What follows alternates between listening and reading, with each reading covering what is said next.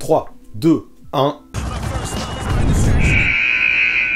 Salut à tous, comment ça va en cette fin d'année? Perso, je suis enfin sorti du protocole Covid et je dois vous avouer que ça fait un bien fou au moral. Mais vous, est-ce que vous êtes prêts à entamer 2022 comme il se doit? D'ailleurs, je me dis qu'au moment où sort cette vidéo, vous devez tous être en train de dormir comme des petits loirs, mais c'est bon signe, ça veut dire que vous avez bien fait la fête. Et moi, ça ne m'empêche pas de vous souhaiter tout plein de bonnes choses, tout plein de réussites, tout plein de bonheur, mais toujours devant la chaîne Le Sixième Homme. Mais bref, même si c'est beau les vœux, si vous avez cliqué, ce n'est pas pour vous faire saucer, plutôt pour partir en mode coast to coast. En fait, j'ai l'impression que vous aviez bien kiffé ma vidéo sur Alex Caruso la dernière fois, et ça m'a plu. Souvent, je n'ose pas trop parler des joueurs dans l'ombre de peur que vous n'aimiez pas, et c'est bête, parce que moi j'adore ça. Bah oui, la NBA ce n'est pas que les superstars, et sans les roleplayers, beaucoup de teams n'auraient pas connu tous les succès qu'elles ont obtenus. Voilà pourquoi j'ai décidé de continuer sur ma lancée roleplayers aujourd'hui, avec un petit gars qui m'intéresse bien, Matisse Thybulle. Beaucoup de monde parle de lui en ce moment, et notamment de sa défense, et j'entends beaucoup de choses vraies, comme beaucoup de choses qui sont un poil exagéré. Voilà pourquoi j'ai décidé d'analyser ce sujet en profondeur, en évoquant par exemple pas mal d'autres défenseurs extérieurs qui, comme lui, mesurent moins de 2 mètres. L'idée c'est vraiment de faire une étude globale pour voir ce qu'il a réellement dans le ventre de ce côté-là du terrain, et c'est ça qui me fait kiffer. Alors let's go, on ne perd pas plus de temps, et c'est parti! Matisse Thybulle est-il dans l'élite des défenseurs extérieurs en NBA?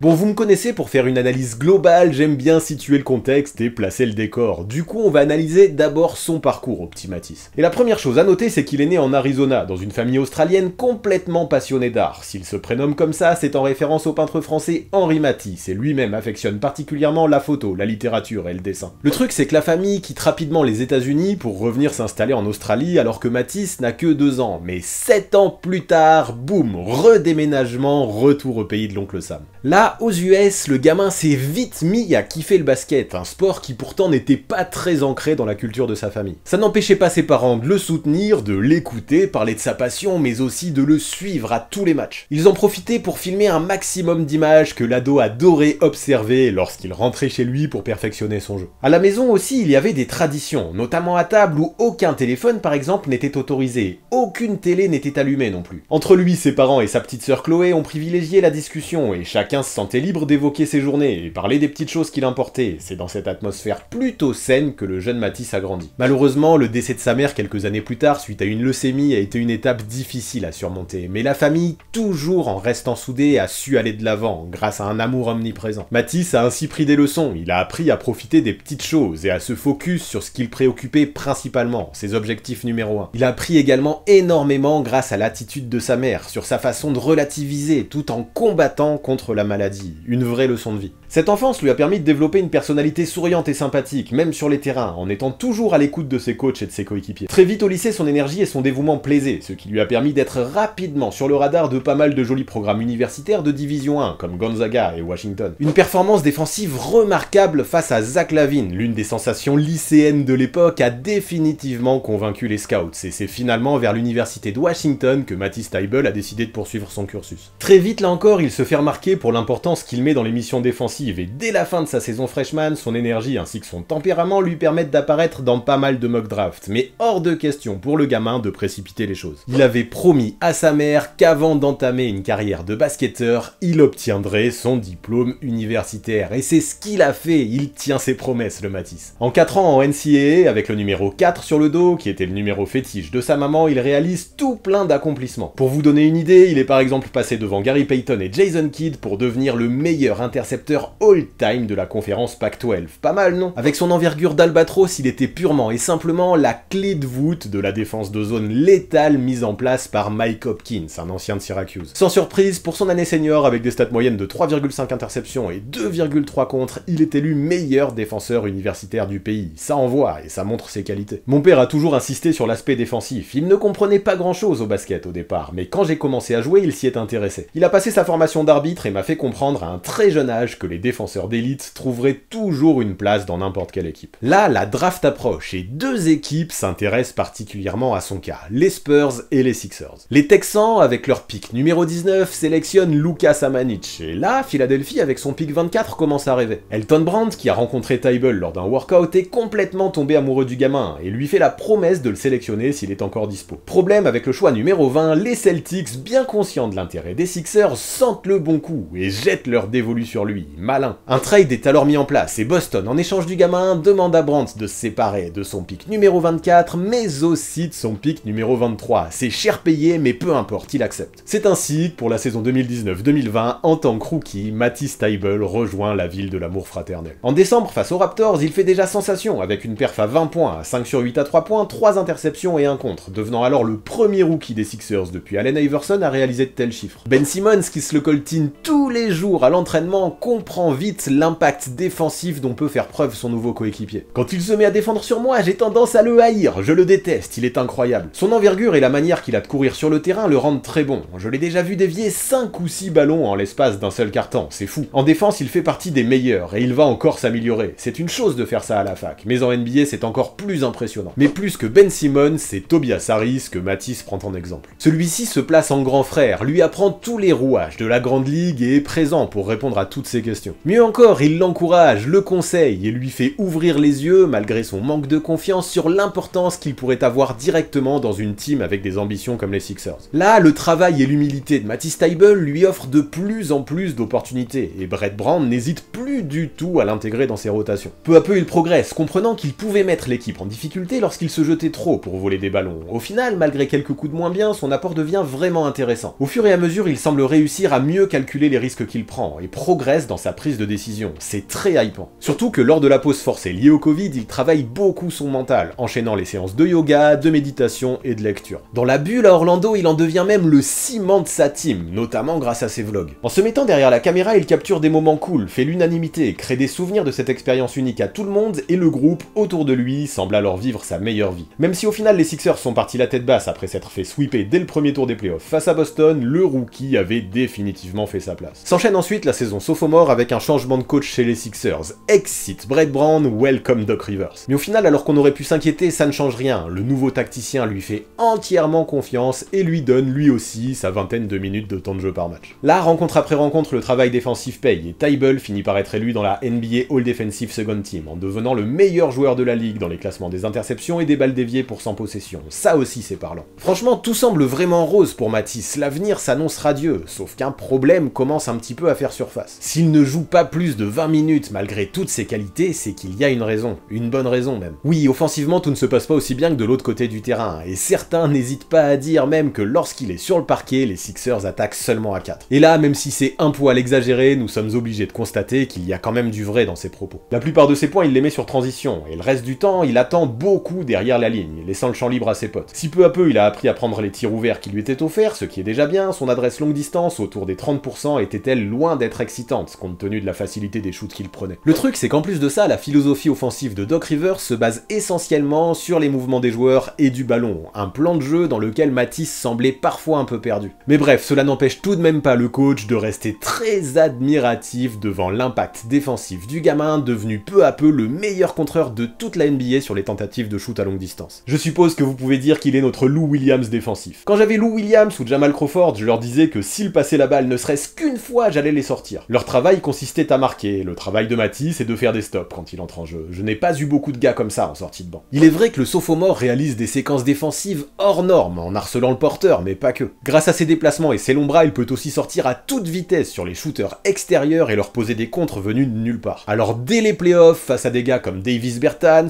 ou Bradley Beal, ça a eu son petit effet. Le souci, c'est que lors de la série suivante face aux Hawks, malgré encore une fois un bon taf sur Trae Young notamment, l'une de ses erreurs a coûté cher. Dans le match 7, sur un shoot lointain de Kevin Huerter, il se précipite et fait une faute catastrophique pour la suite. En lui offrant 3 lancers francs hyper importants, il a plus ou moins scellé le sort funeste de son équipe ce jour-là. Si Ben Simmons a reçu la plupart des critiques en raison de son refus de dunker dans le 4e quart, Matisse Thybulle a quand même lui aussi tenu à assumer ses responsabilités et à défendre son coéquipier. Je nous ai fait perdre le match qui nous a fait perdre la série, et personne n'en a vraiment parlé. Ils ont créé une histoire en insistant sur le fait que Ben ait refusé le dunk pour me faire la passe plutôt que de parler de ma faute sur Huerter. Sur le plan personnel, ça me fait vraiment vraiment de la peine pour lui, parce que ça craint comme situation, pour n'importe qui, et j'en suis le premier responsable. Le sophomore est exigeant avec lui-même et c'est tout à son honneur, ça souligne encore une fois son attitude exemplaire au quotidien. Et si ensuite, Daryl Morey, pour le consoler, a tenu à lui rappeler à quel point l'impact défensif qu'il avait fourni pendant tout le reste de la série avait été très utile pour les Sixers, cette campagne se terminait sur une erreur plutôt difficile à digérer. C'était donc sur cette note un peu morose qu'allait commencer cette saison 3 pour un Matisse Thybulle définitivement prêt à tirer des leçons de cette mésaventure. Alors suite à de très bonnes prestations, mais aussi une grosse expérience acquise sous le maillot de l'équipe d'Australie au JO de Tokyo, avec lequel il a terminé avec une médaille de bronze autour du cou, l'arrière est finalement revenu avec le plein de confiance, grâce notamment à un joli impact offensif et une très belle adresse à 3 points de 41,7% en sélection. Mais malheureusement, à son retour à Philadelphie, les problèmes ne faisaient que commencer. Avec la situation complexe créée autour de Ben Simmons, mais aussi les nombreux matchs manqués par Joel Embiid, les objectifs devaient être revus à la baisse, il n'y avait pas le choix. Sans le playmaking de son compatriote australien et sans la gravité du pivot camerounais, les shoots ouverts se faisaient rares, et depuis le début de la saison, Thybulle semble avoir des difficultés à retrouver la confiance extérieure qui émanait de lui lors des Jeux de Tokyo. Heureusement, pour ce qui est de la défense, il continuait à jouer à la perfection son rôle de lockdown. Si ses performances face à Trae Young ou Bradley Beal, encore eux, ont bien fait parler, celle face à Stephen Curry a définitivement créé le buzz. Alors que le meneur des Warriors était en quête de dépasser le record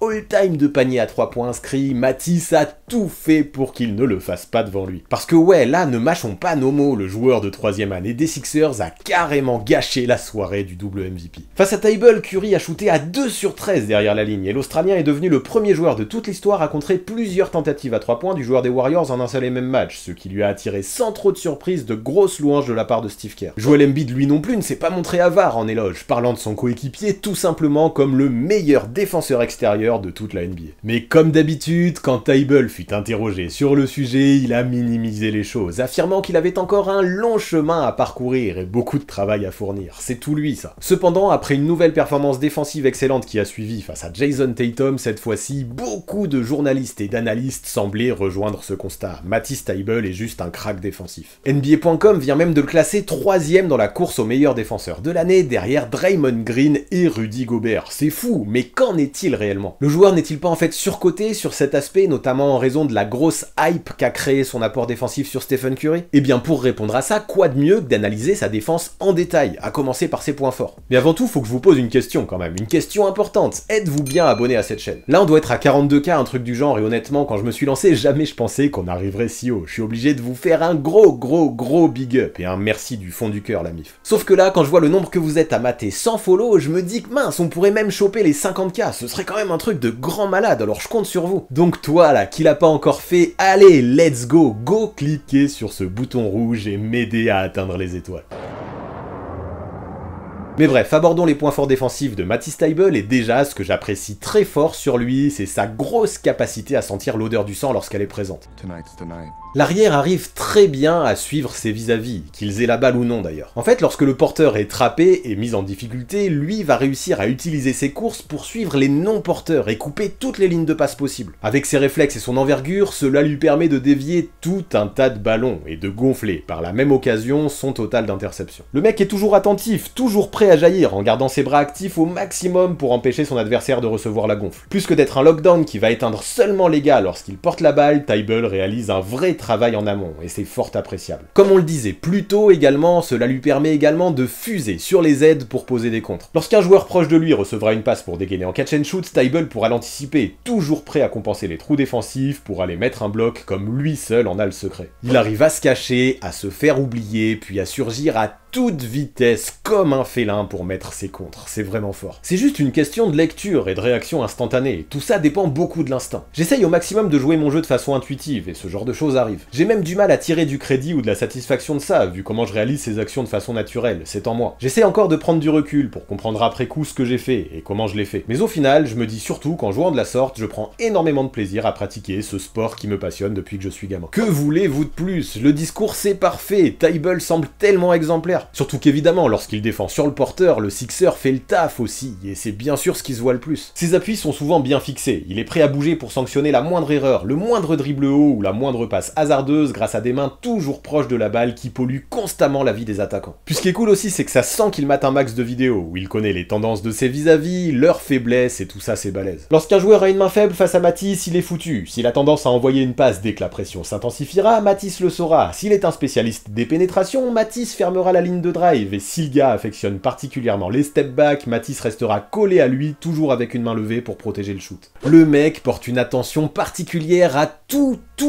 les petits détails, et c'est ça qui fait sa force, au moins en partie. Mais ce que je trouve encore plus remarquable chez lui, c'est sa capacité à ne jamais abandonner. Bien sûr, en NBA, soir après soir, il a toujours affaire à des attaquants plus giftés, plus talentueux, et bien sûr, parfois aussi, ça lui arrive de se faire dépasser, il est humain. Cependant, ce n'est pas pour ça que Matisse va lâcher l'affaire, son moteur est impressionnant, et son mental l'est tout autant. À chaque fois qu'un attaquant croit être passé, il n'a pas le choix que de se méfier, car l'arrière s'est fait une spécialité du contre par derrière, posé par surprise sur une tentative de pull-up. Personnellement, encore plus que tout le reste, je pense que c'est l'aspect que je préfère chez Matisse Thybulle. Je n'abandonne jamais, la plupart de mes stops défensifs, j'ai l'impression que je les réalise parce que mes adversaires pensent que je vais abandonner quand je suis pris dans un écran, ou que je suis pris à revers, mais je continue de courir après le ballon, et bien souvent de bonnes choses se produisent. Ces phases sont vraiment fun, elles donnent un boost d'énergie à toute l'équipe et génèrent de bonnes actions de l'autre côté du terrain. Avec tout ça, je pense que vous commencez à comprendre à quel point la hype est au moins en partie méritée. Si l'on parle autant de lui dans les coulisses de la Grande Ligue, ce n'est pas entièrement dû au buzz et au hasard, c'est certain. Avec son cœur, son envergure, son explosivité, ses réflexes, mais aussi son cerveau, l'Australien a réussi à faire en sorte que personne en NBA ne puisse se sentir totalement safe lorsqu'il se retrouve avec notre principal intéressé sur le dos, et rien que ça, c'est la marque des plus grands. Mais bon, est-ce que tous ces éléments super enthousiasmants doivent nous permettre de conclure que le joueur est absolument parfait dans le domaine défensif? Eh bien non, personne ne l'est, alors abordons aussi ses faiblesses. Bon, je vous le dis tout de suite, ce chapitre va être plus court, parce que j'ai surtout du positif à soulever concernant Thybulle dans ces secteurs, mais quand même, je n'ai pas le choix, même si c'est sévère, il faut être complet. Et le premier truc que je veux soulever, il est lié aux fautes personnelles. Et oui, rappelez-vous ce qu'il s'est passé l'an dernier face à Atlanta. Quand l'on défend de façon si agressive, que l'on a les mains si actives et que l'on cherche constamment l'interception, il est normal d'attirer les coups de sifflet. Et ça, parfois, ça peut être handicapant si au lieu de faire un stop, on offre à la place des points faciles à son adversaire sur lancer franc. En fait, le souci, si l'on regarde de plus près, ce n'est pas forcément la quantité. Une faute en moyenne toutes les 10 minutes, ça passe, franchement. C'est plutôt la nature de ces coups de sifflet et comment il se les attire. Parfois, alors qu'il est bien positionné et que le défenseur est déjà en grande difficulté, par excès de zèle, il va mettre le petit coup de patte de trop, c'est dommage. Lui-même est conscient de tout ça, évidemment, il a une part de lucidité impressionnante pour son âge, alors il s'explique. Mon volume de fautes n'est pas forcément inquiétant, mais j'ai quand même beaucoup de boulot à fournir dans ce domaine pour ne plus me prendre des coups de sifflet de façon stupide. Je me fais siffler 2 ou 3 fautes par match, ce n'est pas tant que ça, mais à chaque fois, sur au moins l'une d'elles, quand je revois les images, je me demande à quoi je pensais à ce moment-là, je me demande pourquoi j'ai fait ça. Matisse, et ce n'est pas étonnant vu son caractère, a totalement mis le doigt sur ce qui pêchait. Bien sûr, en abordant ce point, je cherche la petite bébête, je cherche la perfection, mais c'est aussi le jeu, il faut tendre vers ça au maximum si l'on veut faire partie de l'élite. Puis si je veux aller plus loin, même si c'est de moins en moins flagrant, j'aimerais parler également de sa défense en équipe. Souvent, Thybulle se lance dans des défis personnels en mode 1v1, et vous l'avez compris, dans ce domaine, il ne lâche jamais, et c'est ça qui fait sa force aussi. Le truc, c'est que dans sa team, il a aussi Joel Embiid, l'un des meilleurs protecteurs de cercle de toute la ligue, et c'est dommage qu'il ne l'utilise pas un petit peu plus. Parfois, plutôt que de suivre son attaquant jusqu'au bout du monde, j'aimerais que Matisse puisse se contenter de seulement l'orienter vers le Camerounais, qui fera le taf sans aucun doute. En allant trop dans la raquette, l'arrière peut laisser des espaces aux autres shooters ensuite, et ceci sanctionne. Parce que oui, même s'il est très fort pour revenir, compenser ses erreurs et compenser ses retards pour mettre des contres, ça ne marche forcément pas à tous les coups. Et puis je pense, en lâchant un peu de lest, il pourrait aussi, par la même occasion, se priver de certaines fautes. Ce serait pas mal, et ça semble logique.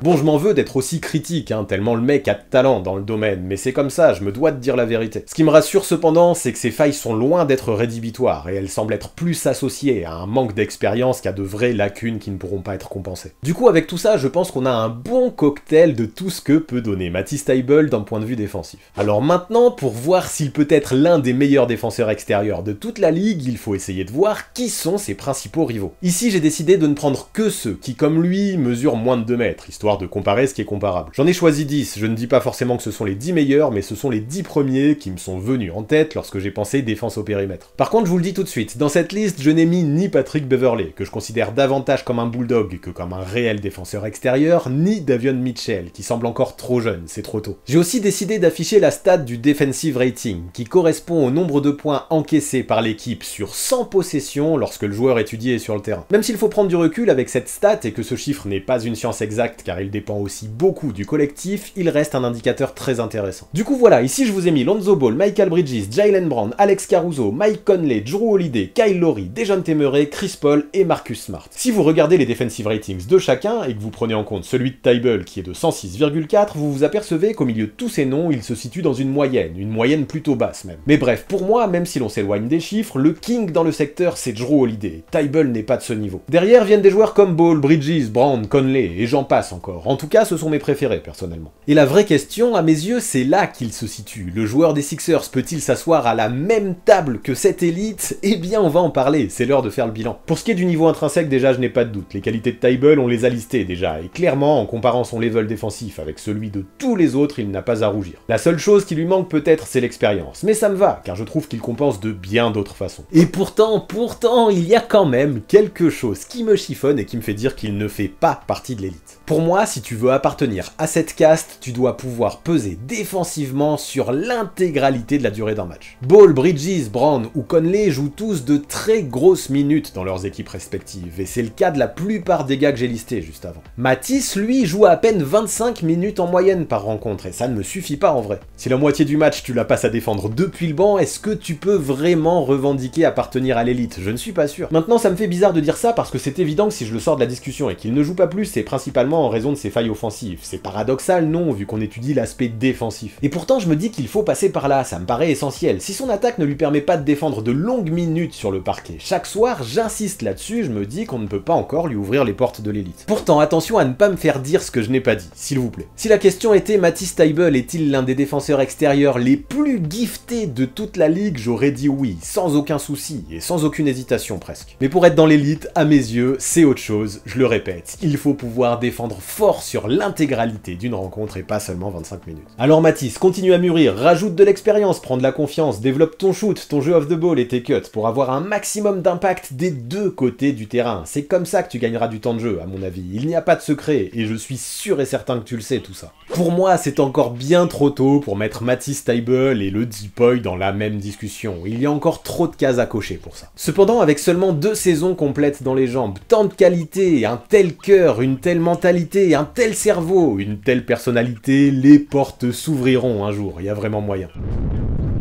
Voilà pour ce qui est de Matisse Thybulle et son côté défensif, voilà pour ce qui est de ce nouveau Coast to Coast. Vous en pensez quoi, vous? Vous me rejoignez ou vous pensez que je suis trop sévère? Dites-moi tout ça dans les commentaires, j'ai vraiment hâte de lire vos avis, vos arguments et vos contre-arguments. Sinon faut que je vous le dise parce que c'est important, les votes pour le All-Star Game sont ouverts. Alors si vous voulez encourager et plébisciter vos joueurs préférés tout en soutenant la chaîne, parce que ça aussi c'est important, vous trouverez mon lien d'affilié dans la description. Go cliquez et apportez votre support, parce que ouais, 2022 ou non, moi je perds pas le nord la team. J'ai perdu ma boussole.